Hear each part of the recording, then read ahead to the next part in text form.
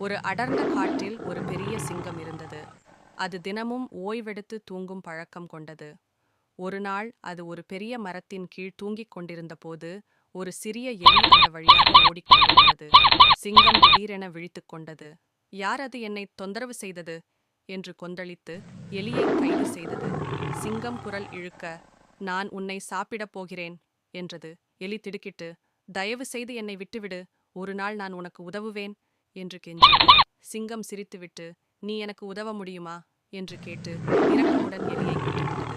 ஒரு சில நாட்களுக்குப் பிறகு சிங்கம் ஒரு வேட்டைக்காரனால் பதுங்கி வைத்த வலையில் சிக்கிக் கொண்டது. அது எழும்ப முயன்றும் முடியவில்லை. அந்த நேரத்தில் அதே எலி அங்கு வந்தது. சிங்கத்தை பார்த்ததும் அதன் கோரிக்கையை நினைவுகூர்ந்தது. அது உடனே வலையை தின்னத் தொடங்கியது. சிறிது நேரத்தில் சிங்கம் விடுவிக்கப்பட்டது.